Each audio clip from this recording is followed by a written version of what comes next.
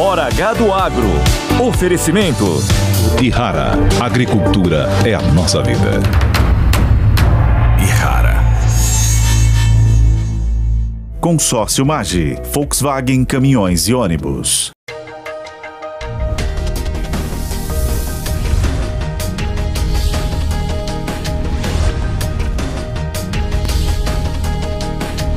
Hora H do Agro, com Kellen Severo.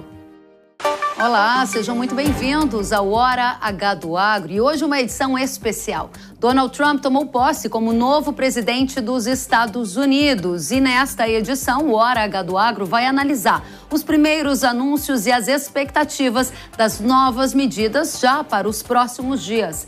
Guerra comercial, geopolítica, agronegócio, agenda verde, combustíveis, relação com Lula e Trump e muito mais. O Hora H do Agro, edição especial, já está no ar. A era de ouro dos Estados Unidos começa agora. Foi o que disse o novo presidente Donald Trump, que tomou posse nesta semana. No discurso republicano, reafirmou a promessa de colocar a América em primeiro lugar e anunciou medidas que prometem impactar não só os Estados Unidos, mas o mundo inteiro.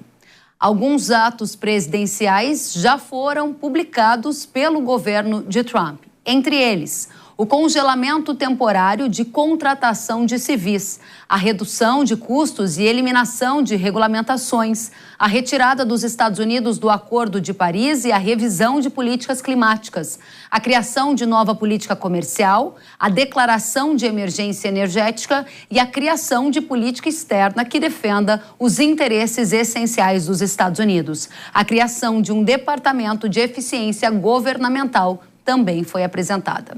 A gente vai agora ouvir Leandro Ruschel, sócio fundador da Liberta Investimentos. Seja bem-vindo, Ruschel. Prazer sempre estar aqui com vocês. Muito obrigada. E a primeira pergunta que eu te faço é o que mais te chamou a atenção nos primeiros dias do governo Trump? O que mais chamou a atenção é a intensidade do governo. A gente viu mais de 150 ordens executivas sendo assinadas por Trump. Um direcionamento muito claro, né, dos objetivos. A gente já viu uma ação muito forte na fronteira, que era uma promessa de campanha em relação à contenção da imigração ilegal. O que chamou atenção também foi a falta de uma postura mais agressiva em relação à questão das tarifas. Se esperava que já no primeiro dia ele impusesse tarifas, ele sugeriu a imposição dessas tarifas contra mais especificamente México e Canadá, mas disse que seria daqui a algumas semanas e não apresentou nenhum plano específico ou nenhuma sinalização mais clara de como seria essa tarifação em relação à China, né? Então, eu colocaria esses aspectos como os aspectos que chamaram a atenção nesses primeiros momentos. Interessantíssimo. Eu vou começar pelo último, que é a questão das tarifas e que envolve, então, a guerra comercial, que é um dos temas que é considerado mais importante, especialmente para o agro brasileiro. Se a gente olhar para o passado, na última guerra comercial, o Brasil ocupou espaços deixados pelos Estados Unidos. Há uma sinalização do Trump de que ele pode taxar a China em 10% a partir de 1º de fevereiro. É uma taxação bem inferior ao do que ele anunciou antes da posse. Você acredita nessa taxação de 10%? Será superior a isso? Que pistas você tem sobre qual vai ser o modelo dessa guerra comercial? Então, me parece que as taxações são utilizadas como uma alavanca de negociação para se chegar a termos mais interessantes sem precisar impor tarifas altas, né?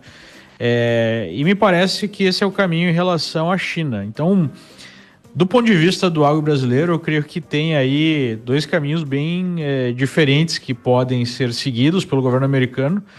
Um que acaba beneficiando o agro brasileiro e outro que pode acabar prejudicando, né? Porque se for alcançado algum acordo a termos interessantes para os dois lados, né, com menor tarifa para a China e com os Estados Unidos exportando mais, ou, né, de alguma forma equilibrando a balança comercial, isso pode significar a compra de soja, por exemplo, da China, aumentando, né, a fatia da venda dos americanos. Então isso seria ruim para o agro brasileiro. Por outro lado, se não se alcança algum acordo nesse sentido e o Trump venha a impor mais tarifas, isso pode gerar um corte de compras de soja e outros produtos por parte dos chineses. Então, eu creio que é um momento de bastante incerteza. Eu não sei exatamente qual será o caminho. Há uma série de boatos sobre a possibilidade, de fato, do Trump chegar a um nível de acordo sem precedentes com a China, o que seria uma grande surpresa, né? Então, isso é uma coisa que está rolando em Washington no momento. Já ouvi de duas fontes diferentes, mas é difícil saber, né? Porque essas negociações são bastante complexas. A gente sabe que há muito tempo os americanos tentam algo desse tipo. Há uma desconfiança mútua. Então, a gente vai ter que esperar para ver. Não tem como ter certeza até o momento. Interessantíssimo o que você nos chama a atenção já nesse programa especial de análise do governo Trump dos primeiros dias, é que enquanto a maioria olha para guerra comercial com foco em qual o percentual de tarifas que pode incidir, por exemplo, sobre a China, você, pelo menos na sua fala recente, 2 vezes citou a palavra acordo, mostrando para a gente uma outra direção. Enquanto todo mundo espera para ver qual vai ser o volume de taxa adicional, você está dizendo que pode haver uma surpresa e rolar um acordo para beneficiar essa relação Estados Unidos e China. Esse acordo, você acha que envolveria de forma mais direta, além da soja que você citou, outros produtos da pauta agropecuária, se ele acontecer? Eu creio que se esse acordo acontecer, vai ser um acordo amplo, né? E deve envolver toda a lógica de transações entre os Estados Unidos e a China. E mais, né? Um acordo que envolva questões geopolíticas. Em 2 oportunidades, algo chamou minha atenção, em que Trump foi instado a falar sobre o conflito da Rússia com a Ucrânia. As últimas 2 vezes que ele postou sobre isso, ele falou sobre a importância de trazer a China para a mesa e a China ajudar a alcançar alguma solução. Parece que há também um respeito mútuo entre o Trump e o líder chinês, né, o ditador aí, o Xi Jinping. Isso pode ser utilizado para se buscar algum acordo, né? A gente sabe que as relações entre países dependem também das relações entre os líderes desses países. Então eu não ficaria surpreso se acontecer um acordo em maior escala que envolva mais aspectos, além de toda a pauta comercial dos 2 países, as questões geopolíticas que são as mais urgentes no momento. Interessantíssimo. Eu estava buscando aqui uma informação sobre as últimas declarações de Trump em Davos, que vão na linha do que você acabou de nos falar sobre um insight, né, de que podemos ser surpreendidos com um acordo mais amplo entre China e Estados Unidos, ao contrário de uma guerra comercial de ampla dimensão, é o que você nos traz de informações direto dos Estados Unidos. Ruschel, avante para pauta de dólar. Nesta semana a gente viu a moeda norte-americana ficar abaixo de 6, algo que aqui no Brasil a gente não via no mercado há algum tempo. O que isso significa? Tem correlação direta com a gestão de Trump? Eu creio que isso deriva de uma agenda interna e de uma agenda externa. Uma agenda interna é a percepção do mercado que existe uma chance crescente do Lula não se reeleger ou até mesmo nem mesmo buscar a reeleição, né? O próprio Lula disse isso numa conversa com ministros, mas há uma percepção de que a popularidade do governo vai piorando, a expectativa é de alguma recessão, né, nos próximos 2 anos, o que diminuiria muito as chances da manutenção desse governo. Então, me parece que o mercado não tem mais uma perspectiva de contar com esse governo para fazer uma reforma minimamente pragmática em termos de contas públicas, né, na questão fiscal, e a expectativa passa a ser a troca de governo, né? A gente vê isso pelas curvas de juros, pela expectativa de inflação, porque se houvesse de fato a expectativa de manutenção desse governo nos termos que ele tem lidado, especialmente com os gastos públicos, eu observaria um aumento da expectativa de inflação, né, na perpetuidade, né, por um prazo maior. E isso não está acontecendo. Então, o crescimento da expectativa de mudança de governo acaba gerando no mercado um certo otimismo, né, o que acaba refletindo uma queda do dólar. Mas isso... Para compor a... Pois não, por favor. Para compor a isso, tem a questão externa, só para finalizar, que é essa surpresa positiva em relação ao governo Trump de um nível menos agressivo de busca de imposição de tarifas e de guerra comercial.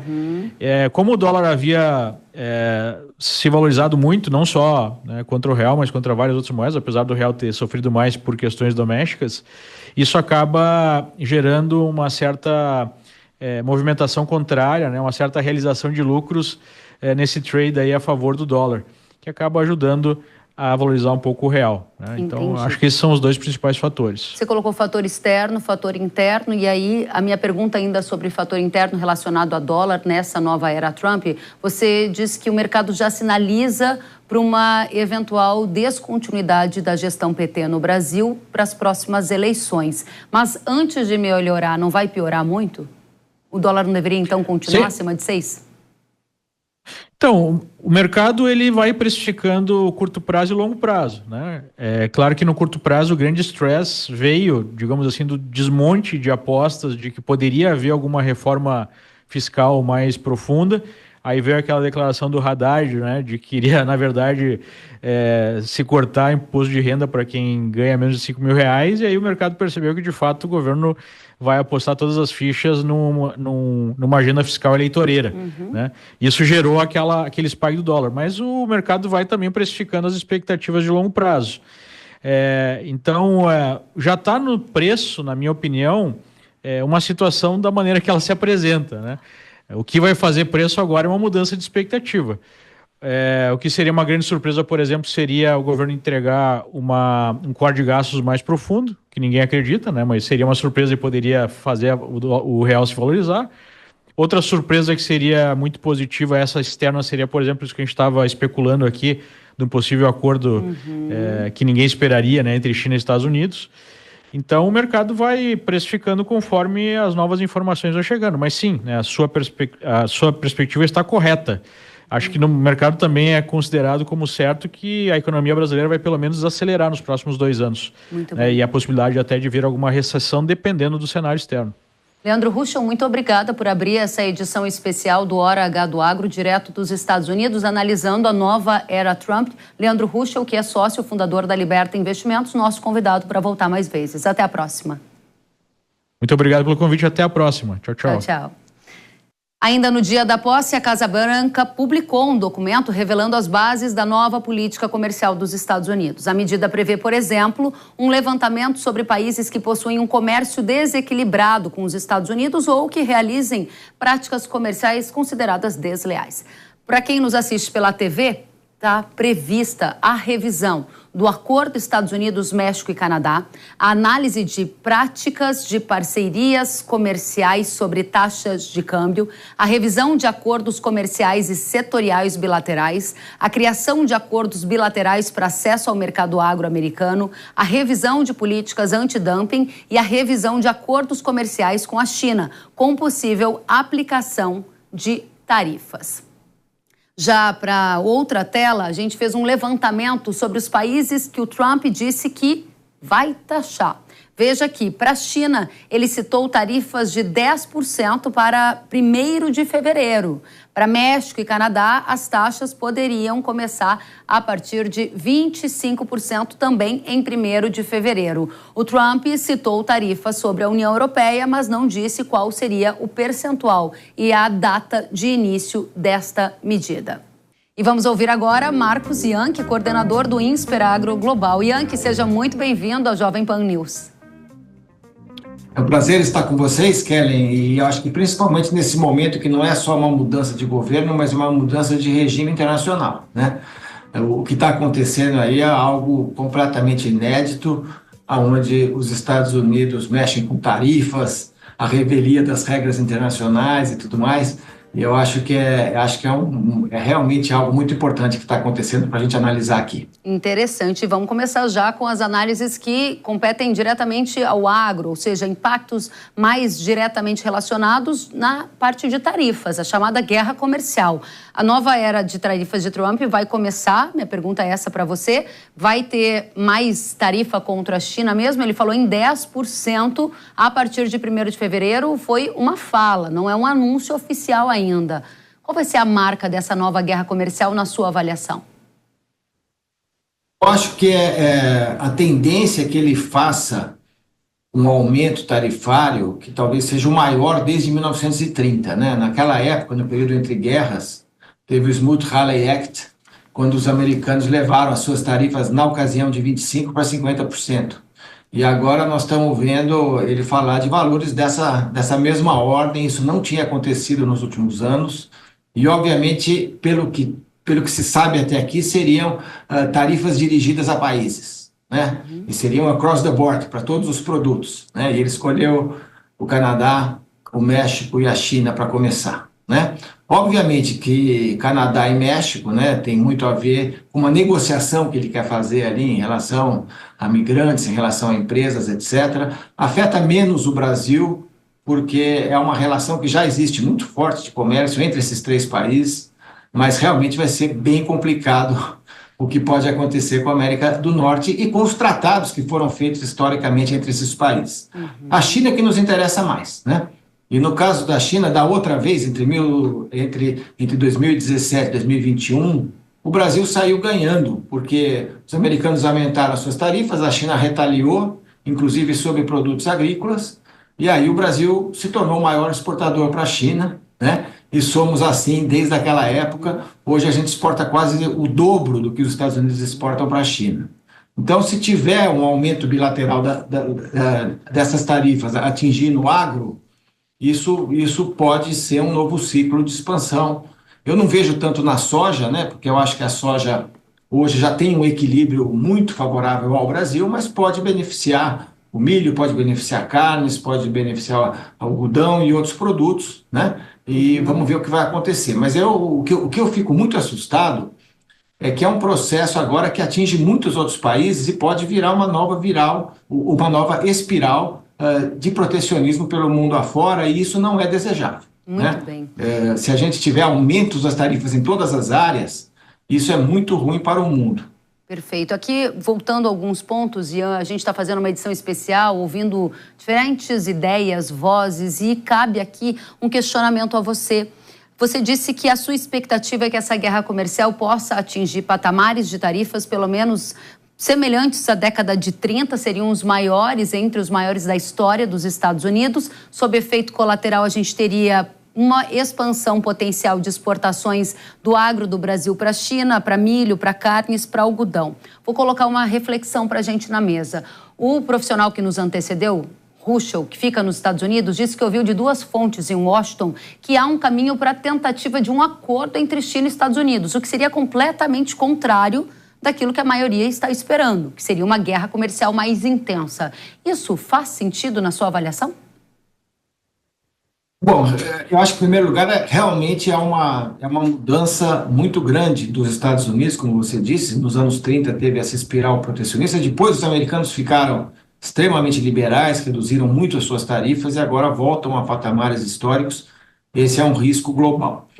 O que pode acontecer aí realmente é uma negociação com a China mais específica, mas eu não acho que ela vai ser rápida, não. Ela vai ser extremamente complicada e ela pode resultar numa configuração contra o Brasil no agronegócio, né?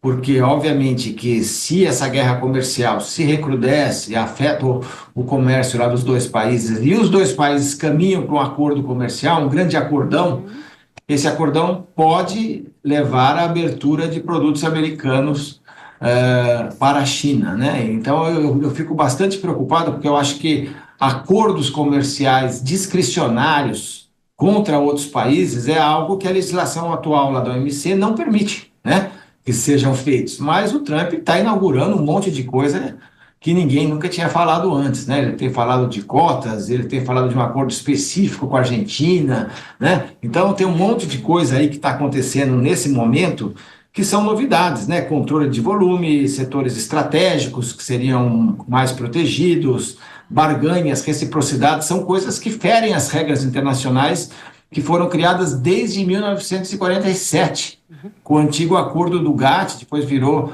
a OMC, e agora é uma espécie de lei da selva, é uma espécie de vale tudo, é uma espécie de lei lá do mais forte. Então a gente tem que tomar muito cuidado com esse tipo de acordo, mas eu não acho que isso vai sair tão rápido. Eu acho que vão sair tarifas também pelo lado chinês, E aí vai ter uma conversa que também deve envolver outras áreas, inclusive investimentos, tecnologia e outras coisas mais.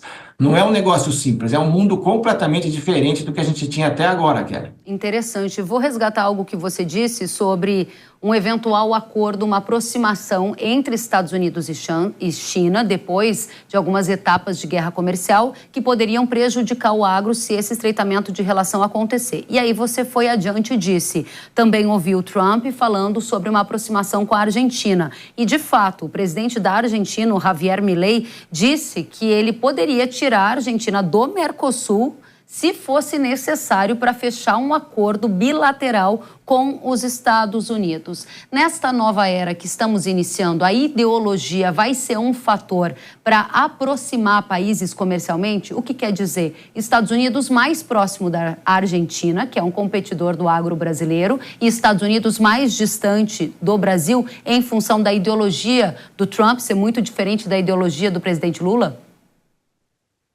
Eu acho que é o que está se desenhando, né? A gente já vinha falando do chamado nearshoring e do friendshoring, né? Que é você fazer negócio com aqueles que estão perto e fazer negócio com aqueles que são amigos ideológicos, né? É o que a gente está vendo, certo? A gente está vendo aí toda uma pressão na América do Norte que ninguém esperava, envolvendo também a Groenlândia e a questão lá do Panamá, mais a questão de México e de Canadá, né? E estamos vendo alguns insights sobre essa história lá do friendshoring, quer dizer, uma aproximação lá com o Milei, que levaria até a Argentina a pensar em sair lá do Mercosul e fazer um acordo direto com os Estados Unidos. É claro, vários países já fizeram acordos, o Chile tem acordos, o México e todos esses, né? Mas na hora que isso cria tarifas discriminatórias que ferem as regras internacionais até aqui, isso é muito preocupante, né? A Argentina é um concorrente do Brasil em quase tudo, né? Então, de repente, ela vai ter acessos aí privilegiados. A China talvez nos dê uma condição especial numa guerra comercial, mas é um mundo realmente que a gente não esperava, de bilateralidade, de reciprocidade, de realmente negociações caso a caso e produto a produto, né? Até eventualmente. Então, acho que é um mundo novo. É um mundo novo e não dá para dizer se isso vai ser bom ou ruim para a gente. Tem uma vantagem da América do Sul, é que a gente está longe das principais regiões de conflito do mundo, que agora são América do Norte, Europa e Rússia, né, China e o seu entorno, né? Então a gente realmente não é foco, não é alvo nesse momento das principais preocupações dos Estados Unidos. Mas a guerra comercial pode nos beneficiar ou nos prejudicar, dependendo de como ela for conduzida. Muito bem. Agora, olhando para anúncios ou falas do Trump desta semana, por exemplo, no que se refere a tarifas. A gente aqui já explorou a questão de Estados Unidos e China, benefícios e desafios para o agro nos diferentes cenários colocados. Vamos à frente olhar para México e Canadá. As tarifas que foram relatadas, anunciadas pelo Trump, ainda não oficialmente, mas ocorreram numa fala dele, é que pode chegar a 25%. Para esses dois países. E aí, a minha pergunta é, tem consequência para o agro? O agro pode aproveitar para se aproximar do México, para ter alguma relação com o Canadá? O que você está enxergando de efeito colateral se houver, de fato, essas taxas a partir de 1º de fevereiro? Olha, o que eu acho que existe em termos de agro é que Canadá e México são fornecedores dos Estados Unidos. A relação comercial entre esses três países é enorme. Os maiores clientes dos Estados Unidos hoje não é a China, é Canadá e México, né? É ali que corre realmente 30% do comércio dos Estados Unidos e eu acho que bem mais do que isso no caso de cada um desses dois países. Então, isso vai afetar as relações, porque até aqui eles tinham livre comércio, inclusive com muitos investimentos feitos nesses dois países por empresas americanas, né? Então, eu acho que isso é algo que vai ter uma consequência dentro dos Estados Unidos, inclusive em termos de inflação, né? Em termos de falta de produtos, eventualmente, né? Agora, o que esses dois países vendem para os Estados Unidos em agro não é o que nós exportamos, né? Eles estão muito mais em segmentos ligados a frutas, legumes, enfim, produtos já processados, uma série de coisas, porque eles são como se fossem países já integrados comercialmente, porque já são fronteiras muito mais abertas. No momento que se fecha isso, vai dar um impacto dentro dos Estados Unidos e também nesses dois países, né? Resta saber se isso é relacionado a comércio ou se o Trump está fazendo isso porque ele quer outras coisas, como o controle da migração, por exemplo, né? Que ele colocou lá para o México muito claramente. Então, existem também outras agendas, isso que é curioso. A gente está falando sobre tarifa aqui, mas a tarifa é para pressionar ações em outras áreas, uma coisa inédita que não se fazia até aqui, né? E que a gente não sabe até quais são as suas consequências dentro dos Estados Unidos em termos de movimentação de pessoas e em termos de movimentação de produtos. Muito bem. Marcos Ianchi, quero agradecer a sua presença nessa edição especial do Hora H do Agro, uma análise sobre a nova era Trump com impactos no Brasil, no agronegócio nacional. O Marcos Ianchi, que é coordenador do Insperagro Global e nosso convidado para voltar mais vezes. Até a próxima. Muito obrigado, Kelly. Sempre à disposição. Obrigada a você. E um dia após a posse de Donald Trump, o líder chinês Xi Jinping e o presidente da Rússia, Vladimir Putin, tiveram uma conversa por videoconferência. Segundo a mídia estatal chinesa, eles manifestaram o interesse de aprofundar ainda mais a aliança estratégica e chegar a um novo patamar nas relações. Na conversa, Xi Jinping também pediu aos dois países que promovam conjuntamente uma maior cooperação do BRICS e escrevam um novo capítulo de unidade do Sul global. Agora a gente vai tratar de geopolítica na nova era Trump e, claro, efeitos colaterais para a economia do Brasil, para o agro nacional e muito mais, com o Tiago de Aragão, que é diretor da Arco Advice. Tiago, seja muito bem-vindo ao Hora H do Agro. É sempre um prazer, muito obrigado. A gente agradece pela sua companhia e você que estava acompanhando tudo de muito perto na posse de Trump. Para a gente começar, qual é a marca que você acredita que será desta nova era Trump, com base em tudo que ouviu, com todos que conversou nas movimentações dessa semana? Olha, a marca é de um governo voltado para dentro, um governo onde as ações domésticas elas são as principais e têm valor imperativo, e na parte externa é realinhar algumas relações e algumas cooperações e parcerias que existem com alguns países para que beneficiem mais os Estados Unidos. Existe uma leitura diferente do que nós estamos acostumados, não é uma ideia de cooperação, é uma ideia de que outros países precisam de nós mais do que nós precisamos deles, então vamos fazer valer qualquer minuto de atenção que nós damos a esses países, eles têm que dar algo em torno. Então, é uma política nova, um pouco mais isolacionista e com efeitos mais indiretos para outras localidades no planeta. Muito bem. Dentro desse contexto, esse encontro China e Rússia, logo após a posse de Trump, dá que tipo de sinais no horizonte de geopolítica global? Olha, a China, o governo chinês não está insatisfeito com a vitória do Trump, não, nem um pouco. Eles entendem que o Trump ele é mais previsível na forma de negociar, ele é mais transacional.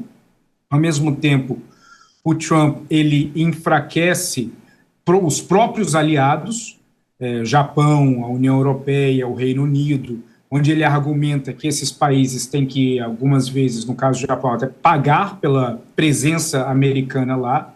Então, esse tipo de narrativa agrada a China, porque a China, o maior temor geopolítico da China é de ser isolado por um conjunto cada vez maior de países.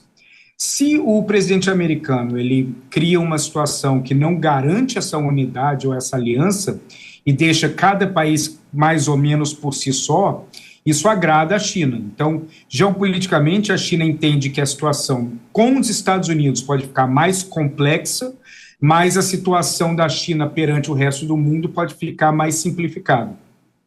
Dentro deste contexto de a relação da China com o mundo ficar mais simplificada, como você lê a mensagem do Trump dizendo para a Rússia que ela tem 100 dias para acabar com a guerra na Ucrânia, inclusive fazendo uma ameaça a Putin de colocar tarifas e sanções caso isso não aconteça. Aí a gente avança para desdobramentos na guerra na Europa.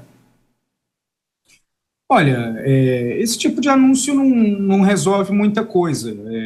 Não vai fazer com que a Rússia acelere nada por conta de sanções. As sanções já estão aplicadas. Então, a Rússia ela já está aprendendo a sobreviver baixo sanções.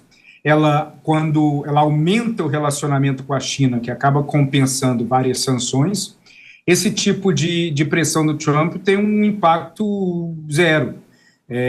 Esses 100 dias já era um prazo que já estava sendo tratado antes da vitória do Trump em termos nas tentativas de negociação entre terceiros, a Ucrânia e a Rússia. Já se falavam de 100 dias, já se falavam de maio, mais ou menos, um pouco mais. Então, ele não está trazendo nenhuma novidade, ele está embalando de uma forma diferente. E a Rússia, ela não tem o menor problema em parar com a guerra, desde que ela consiga garantir a manutenção do território ocupado, que é o grande problema que a Ucrânia tem para poder negociar. Então, faz parte da agenda do Trump ele jogar esse tipo de narrativa, que cai bem internamente com o seu público, gera mais confusão no exterior, e à medida que nós nos aproximamos dos 100 dias, outro tema vai ser o grande tema que o Trump vai jogar, e as atenções vão estar direcionadas a outra coisa. O que você está dizendo, em outras palavras, se eu entendi bem, é que você não espera um fim próximo da guerra na Europa, mesmo se os Estados Unidos começarem a diminuir o financiamento, o suporte à Ucrânia nessa guerra? Olha, o apoio que os Estados Unidos dá para a Ucrânia não é de dinheiro, é de arma. E grandes dos apoiadores do Trump, inúmeras empresas que apoiam o Trump, elas estão felizes com isso porque esse armamento ele sai do arsenal dos Estados Unidos, ele é enviado à Ucrânia e esse arsenal ele não fica vazio. Ele é reposto por essas mesmas empresas que são fortes aliadas do Trump, elas têm que fabricar mais para repor esse arsenal. Então, pelo menos ao redor do ambiente do Trump, existe mais satisfação do que insatisfação, porque, ao contrário do que ele falou, os Estados Unidos não envia dinheiro. A Ucrânia não recebe um pacote de dinheiro e gasta como quer. Ela recebe armamentos. E isso deve continuar, a não ser que exista uma pressão maior da Rússia, porque os diálogos eles ocorrem também em níveis que não são necessariamente públicos. Mas, a princípio, o Trump vai receber uma pressão interna para continuar com pelo menos algum fluxo de armamento. Interessante. Então, para organizar a nossa conversa, num primeiro momento, você sinalizou que entende que a China está relativamente satisfeita com a vitória de Trump, pela previsibilidade que você entende que um governo tem na parte de organização do próprio país, transacional que ele é. Na segunda esfera, você não acredita necessariamente num fim breve da guerra na Europa. E aí a gente entraria na terceira esfera, se eu resumir bem até aqui, Tiago. Exatamente. O aspecto da China, eu agregaria até mais um ponto. A China ela entende que ela pode perder espaço dentro dos Estados Unidos, mas ela também entende que ela pode aumentar espaço em outros locais do mundo. Por exemplo, à medida que o Trump ele apresenta propostas de subsídios a empresas e indústrias americanas, pacote de protecionismo contra empresas e indústrias estrangeiras e corte de impostos, você vai ter grandes multinacionais diminuindo sua participação, digamos, na África do Sul e aumentando a sua participação em Minnesota. Então, esse tipo de aproximação das empresas de volta aos Estados Unidos vai deixar um vácuo no exterior. Uhum. Então, por exemplo, o setor automotivo é um de que uma empresa vai perceber que vale mais a pena ampliar uma fábrica em Minneapolis do que na África do Sul. E aí onde a China enxerga um mar de oportunidades à medida que os Estados Unidos se torne tão atraente para empresas americanas que o mundo vai ficar mais vago para que as empresas chinesas ocupem espaços anteriormente ocupados por empresas americanas. Entendido. Agora, avançando para outra discussão que envolve os aspectos da geopolítica, sobre Groenlândia e Canadá, né? Enquanto Trump ele assinava alguns decretos, ele afirmou que os Estados Unidos precisam controlar a Groenlândia para garantir a segurança internacional. Porque há interesse nessa região e pode haver algum movimento militar dos Estados Unidos em relação a essa área? O interesse não é novo, o interesse é bastante antigo. O Ártico é uma dos maiores locais de disputa de uma guerra fria, até com um trocadilho ali entre as grandes nações, a China, a Rússia, os escandinavos, os Estados Unidos e o Canadá. Todos eles têm uma participação interessante no Ártico, têm investimentos pesados no Ártico e a Groenlândia tem um papel chave nisso. Agora, eu não espero nenhuma movimentação militar em relação a isso, nenhuma. Por quê? O próprio Trump, no livro dele, ele fala de uma forma muito clara. Quando você estiver negociando com alguém, você pede algo surreal, algo muito além do que essa pessoa vai te oferecer. Nas palavras dele no livro. E aí você vai conseguir negociar algo bom, menor, mas a dinâmica vai estar a seu favor. Uhum. Então, eventualmente, o que pode acontecer os Estados Unidos não vão invadir a Groenlândia, mas os Estados Unidos eles podem eventualmente ampliar a sua participação militar dentro de um acordo firmado entre Dinamarca e Estados Unidos, porque a Groenlândia é um território dinamarquês. Muito bem. Agora, sobre o Canadá, no começo desse mês, o Trump fez uma postagem em uma rede social que mostrava um mapa dos Estados Unidos junto do território do Canadá como se fossem uma única coisa, um único país. O que isso significa na sua visão? Esse tipo de coisa é jogar para a torcida, é uma ação de rede social. Obviamente, abala muito um dos parceiros mais fiéis e leais que os Estados Unidos têm. É absolutamente desnecessário, porque você tem uma aliança com o Canadá que ela é quase de irmão. O Canadá é um dos principais apoiadores dos Estados Unidos em tudo que os Estados Unidos faz no mundo, desde a área de inteligência até áreas militares. Então, esse tipo de ação ele só gera um antagonismo e uma antipatia da população canadense em relação aos Estados Unidos, porque a pessoa tem que ser muito desinformada para não perceber, dentro dos Estados Unidos, que o orgulho do canadense em ser canadense é muito grande. Muito bem. Dentro desse cenário que você está trazendo sobre Estados Unidos, Canadá, que a gente está olhando para a Groenlândia, que a gente está olhando para a Rússia, China, para embalar tudo isso, Tiago, efeitos para o agro na nova geopolítica sob a era Trump. A gente ganha ou a gente perde? Tratando de agronegócio brasileiro para a gente encerrar. Olha, o Trump, ele, dependendo das políticas que ele está desenhando, se ele tiver uma política, se ele realmente cumprir o que ele fala, que é uma política de corte de impostos, de subsídios, de aumento de tarifas e de diminuição e de deportação de trabalhadores ilegais, o efeito disso é um efeito inflacionário. Isso gera inflação. Se isso gerar inflação, isso vai gerar um aumento na taxa de juros. Inflação nos Estados Unidos e aumento de taxa de juros nos Estados Unidos é um tema problemático para a economia global. Então, nesse aspecto, pode ser ruim para o Brasil. O Brasil não produz nada que é complementar dentro do agro aos Estados Unidos. Nós competimos muito com os Estados Unidos. O que vai acontecer é que, à medida que os Estados Unidos criar um antagonismo com México, com Brasil, com União Europeia, seja com quem for, a China vai se aproveitar dessa situação e vai ampliar as suas parcerias e o seu relacionamento com vários países, inclusive com o Brasil. Inclusive, existe conversas já em determinadas áreas do governo chinês sobre a possibilidade de aumentar a importação agrícola de alguns países-chave como resposta a determinadas ações que o governo Trump poderia ter. O Brasil pode estar nesse bolo, certamente. Então, isso colocaria o Brasil mais próximo da China do que dos Estados Unidos. Tiago de Aragão, diretor da Arco Advice, muito obrigada por participar conosco dessa edição especial do Hora H, cobrindo a nova era Trump. Volte sempre, é muito bem-vindo. Sempre um prazer, muito obrigado. Até a próxima. E depois do intervalo, você vai ver os impactos da nova era Trump em produtos do agro, como soja, milho, carne bovina e mais, os efeitos do novo plano de Trump nos preços de combustíveis aqui no Brasil. A gente volta já.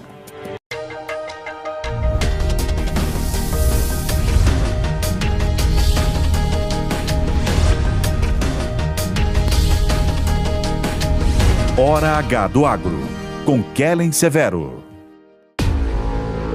Quando percevejos alcançam a soja, sugam a rentabilidade e a qualidade dos grãos. Mas essa ameaça tem uma solução, graças a Zeus. Inseticida Irrara com tecnologia inédita que controla os percevejos de forma nunca antes vista. Eleve seu poder de controle com Zeus. Produto de uso agrícola. Venda sob receituário agronômico. Consulte sempre um engenheiro agrônomo. Para quem quer investir no campo, confiança é essencial. Há 45 anos, o consórcio nacional Massey Ferguson é o consórcio oficial de fábrica com qualidade e segurança para o produtor rural. Com um sistema digital autorizado pelo Banco Central, garantimos o melhor para seu investimento. Consórcio Nacional Massey Ferguson. Invista no seu amanhã hoje. Acesse cnmf.com.br e simule agora. Quer aprender a vender online? Alavanque suas vendas em até 180% e transforme seu negócio com o curso Growth Marketing. Você vai aprender a usar as ferramentas que fazem os maiores negócios do mundo crescerem exponencialmente. Gustavo Hansel e Joabel Casper estão no mercado há 14 anos. Já auxiliaram mais de 1.800 clientes e agora vão ajudar você a atrair mais clientes, acelerar a área comercial e inovar no digital. Acesse newcursos.com.br e comece sua trilha rumo ao novo.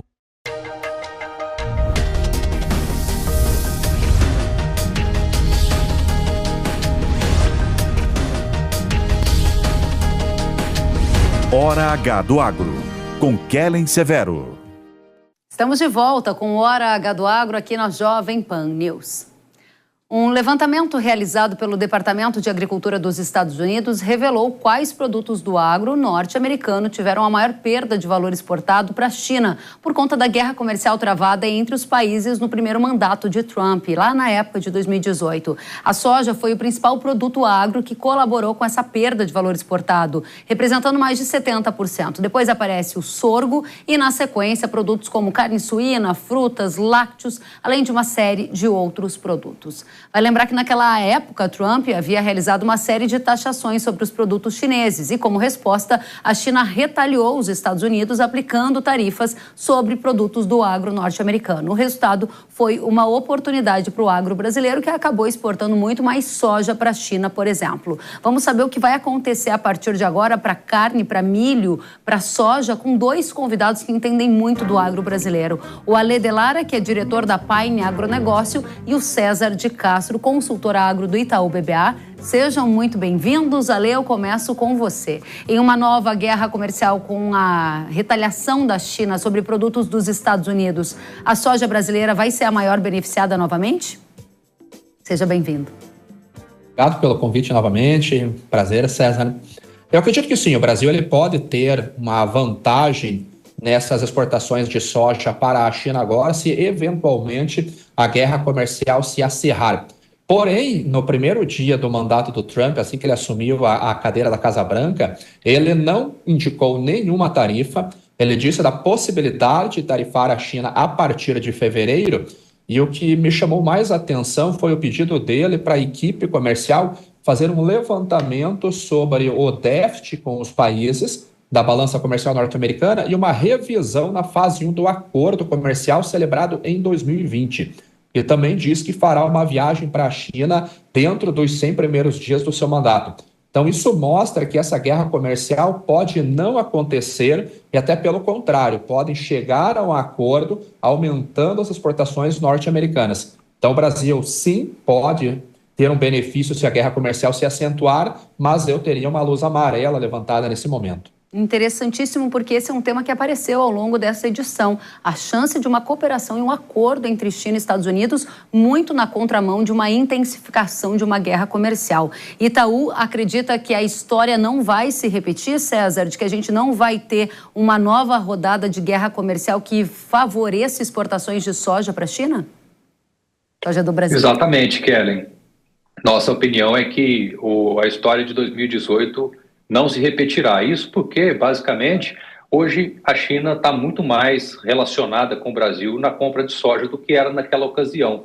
Então seria um pouco ainda mais concentrado se a China voltasse, né, ainda mais a compra de soja para o Brasil e reduzisse a proporção de compra dos americanos. Então, em grande medida, existe uma grande complementariedade entre as produções do hemisfério sul e do hemisfério norte, são feitas, né, colheitas e semeaduras em diferentes períodos, então faz todo sentido do ponto de vista até estratégico para a China ter esses dois parceiros. E a questão central é que hoje o Brasil já representa muito mais do que era naquela época, se não me engano, hoje próximo de 70%, naquela época algo como 40%. Então é bem diferente o momento. Muito bem. Tratando agora de outro tema que se refere à pauta de produtos que o Brasil exporta no agro. Delara, qual é a maior oportunidade que você enxerga sob a era Trump para o agronegócio brasileiro? Você aqui já deu uma dica. Luz amarela, pode ser que a guerra comercial não venha numa edição mais forte. Se ela não vier, o que a era Trump vai trazer de oportunidades para o agro do Brasil? Na verdade, eu ficaria até um pouco preocupado, Kellen, porque o Brasil, por exemplo, com relação a carnes, o Brasil já tem uma cota importante de exportação de carne para os Estados Unidos, né, em torno de 65 mil toneladas, e o Brasil exporta em torno de 230 mil toneladas, esse foi o número do último ano. Já tentamos aumentar essa cota para 150 mil toneladas e não foi possível. Se o Trump resolve tarifar outros países, como ele prometeu, por exemplo, isso pode dificultar ainda mais as exportações nossas, visto que, claro, aquilo que excede a cota, nós já pagamos uma tarifa de mais de 26%. Um outro ponto que me traz preocupação foi a nomeação para a liderança do USDA, que foi a Brooke Rollins. Lá em 2008, a Brooke Rollins liderava uma agência, uma associação pró-petróleo, inclusive apoiou os esforços do governador do Texas, do Rick Perry, contra os mandatórios para mistura de biocombustível. Ela foi contra subsídios aos produtores rurais, dizendo que distorcia o mercado. Como líder do USDA agora, temos que ver qual que será a postura dela e se realmente ela terá uma postura mais pró-petróleo, que é o que o Trump quer. Isso poderia reduzir a obrigatoriedade de uso de biocombustíveis e deixaria mais milho norte-americano disponível para a exportação, que acabaria dificultando as exportações brasileiras, ainda mais se o trade war não acontecer e chegarem a um acordo com relação à China. Então eu teria assim, uma luz amarela com relação às exportações do agro devido a essas políticas do Trump. E vai depender de como que os nossos ministérios vão abrir novos mercados, vão fortalecer acordos não só com a China, mas com a União Europeia, com o próprio Canadá, com o México, para abrir mercados onde a gente possa, talvez, suprir uma eventual ausência da China pontual em algum produto. Muito bem. Você, César, enxerga a oportunidade ainda para as exportações de carne do Brasil para os Estados Unidos numa era Trump, não é? Eu enxergo, Kellen. Eu acho que o contexto momentâneo, né, da pecuária americana, de redução da produção, o ciclo pecuário deles está diferente do nosso, né? Eles estão com uma previsão de menos produção de carne esse ano, próximo, esse ano de 25 e possivelmente 26 também. Então, isso sugere que o espaço do Brasil deveria pelo menos ser mantido, né? Faz bastante sentido pelo momento. Não creio que isso mudaria as forças, né, da pecuária americana. E, ainda que seja extra cota, é possível que esses volumes se mantenham. Tá? Não me surpreenderia um bloqueio nesse momento da pecuária americana, com a produção bastante baixa e os preços bem elevados. E o Brasil tem disponibilidade e é um dos poucos candidatos a poder apoiar a produção americana, né, que a carne bovina é bem importante lá para o consumidor. O Delara tratou de biocombustíveis. Qual é a sua visão sobre a política de biocombustíveis do Trump com efeitos ao agro do Brasil, César? Grandes impactos, né, podem vir, dado que o Trump tem esse viés bastante pró-fóssil, né, como o Ale comentou. Eu acho que um ponto bem importante, até mesmo antes de Trump assumir, é a questão, né, do desconforto dos americanos, né, com relação ao fluxo grande de importações, tanto de óleo de cozinha usado, basicamente da China, e sebo bovino, muito dele do Brasil. Então, há um certo desconforto. Eu acredito que, eventualmente, esses dois produtos possam ter muito mais dificuldade de continuar entrando nos Estados Unidos. É bom lembrar que esses produtos são utilizados para a produção de diesel renovável, eles têm uma pegada de carbono menor do que o óleo de milho, o óleo de soja. Então, isso poderia ocorrer até para favorecer um maior uso desses outros feedstocks. Muito bem, nós temos 1 minuto para encerrar, perguntas distintas para cada um. Ale Delara, qual é a movimentação, a tendência para o dólar na nova era Trump? Os primeiros dias mostraram um dólar abaixo de 6. É mais para cima ou mais para baixo a cotação?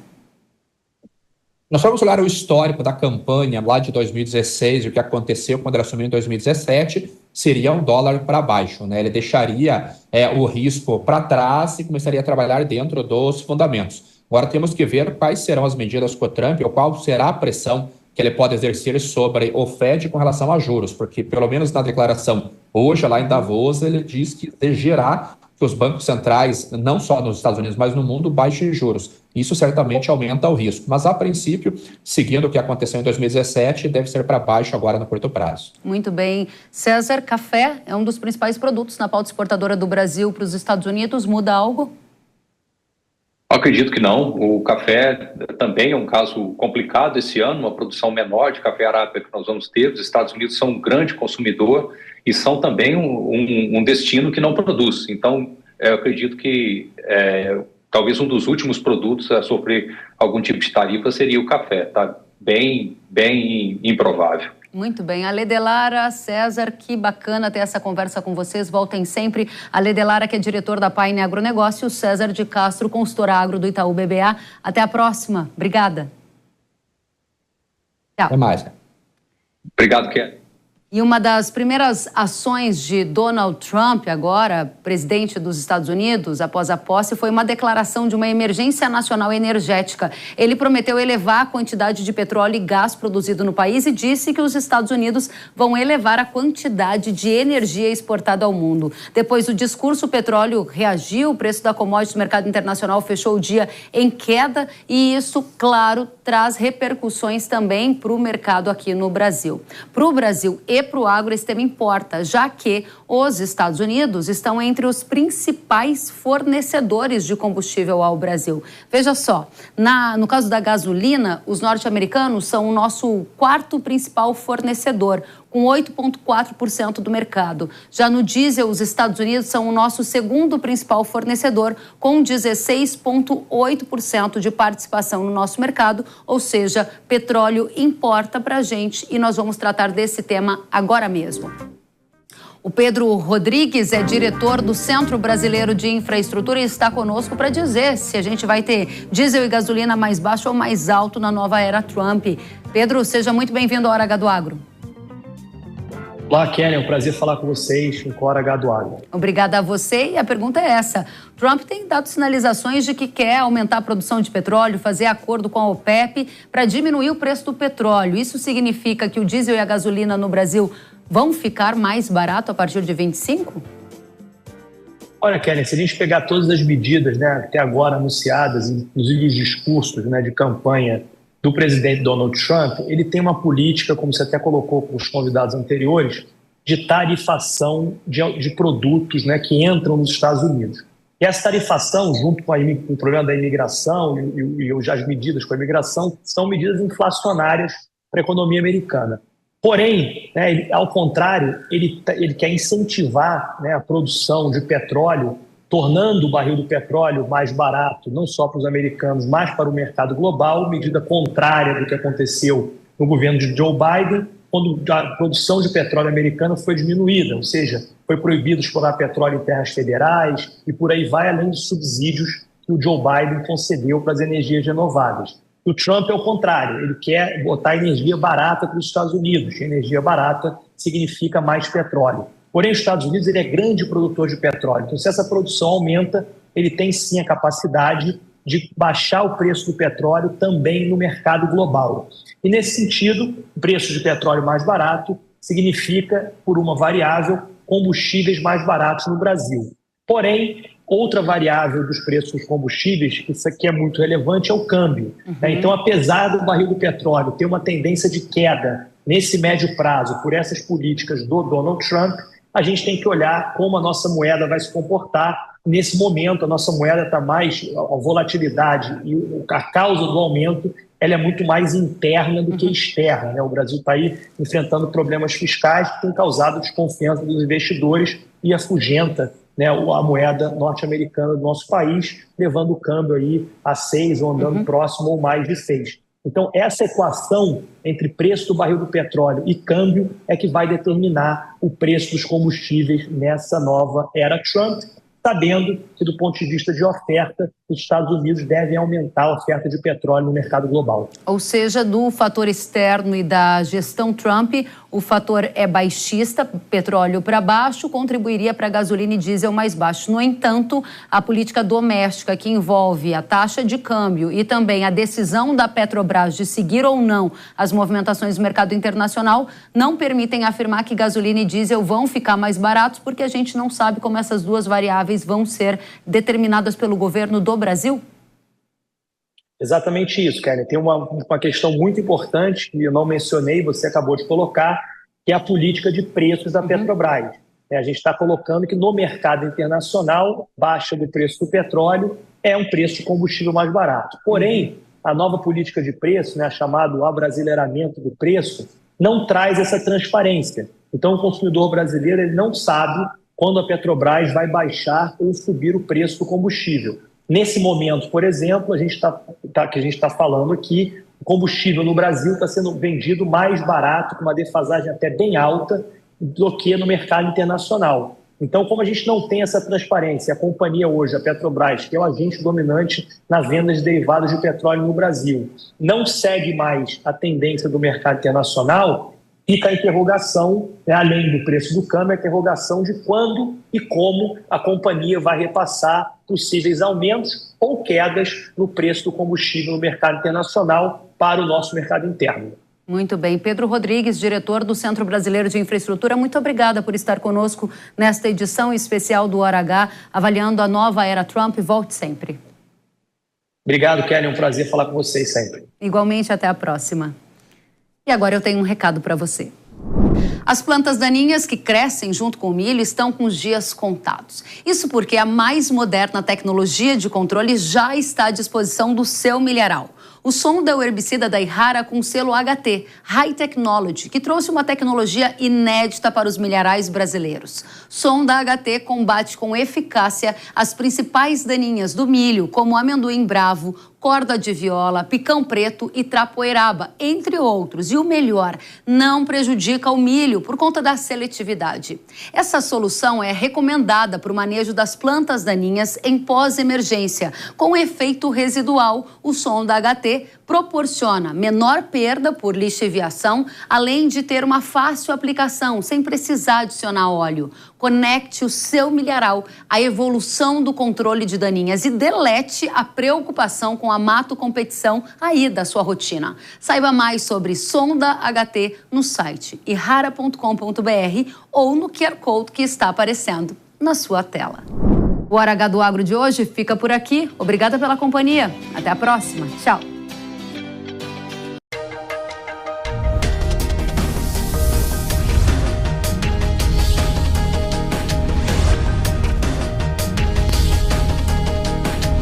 Hora H do Agro, com Kellen Severo. Hora H do Agro. Oferecimento.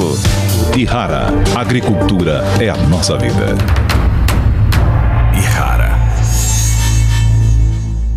Consórcio Magi, Volkswagen Caminhões e Ônibus. A opinião dos nossos comentaristas não reflete necessariamente a opinião do Grupo Jovem Pan de Comunicação. Realização Jovem Pan News.